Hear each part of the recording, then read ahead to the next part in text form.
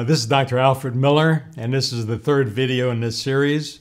And this deals with the various illnesses that are manifestations of Lyme disease. As I mentioned earlier, the manifestation of Lyme disease in any one individual is dependent upon which part of the nervous system is invaded by the Lyme organism. Amyotrophic lateral sclerosis, also known as Lou Gehrig's disease, the clinical presentation can be identical in a patient with Lyme disease. Everyone is familiar with Lou Gehrig.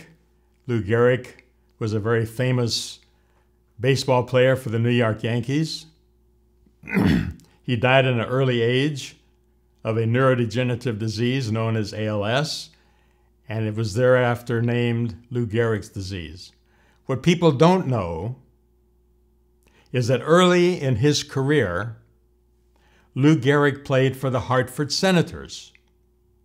Hartford Senators in Hartford, Connecticut is 50 miles from Lyme, Connecticut.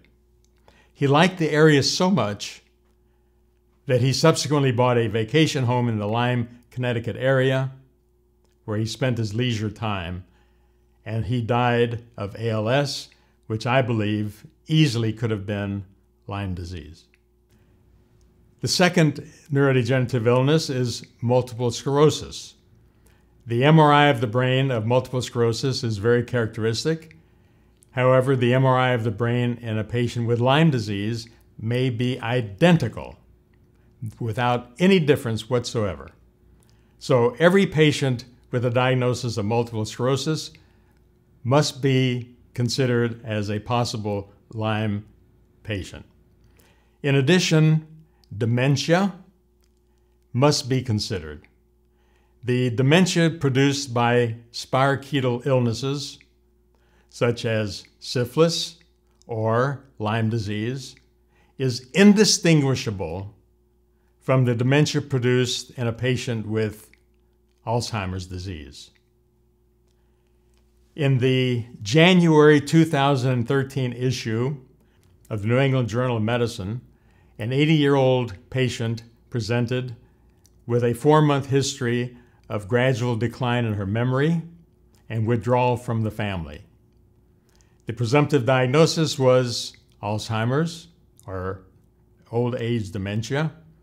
However, because of a past history of lymphoma, a lumbar puncture was performed to see if any lymphoma cells had gone to her brain. And in the spinal fluid was noted spirochetes. The spirochetes in her spinal fluid were Borrelia miyamotoi.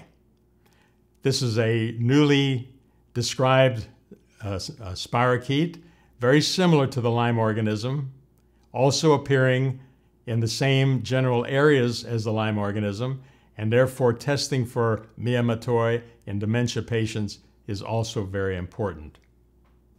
Chronic inflammatory demyelinating polyneuropathy patients have also had positive tests for Lyme disease when properly tested.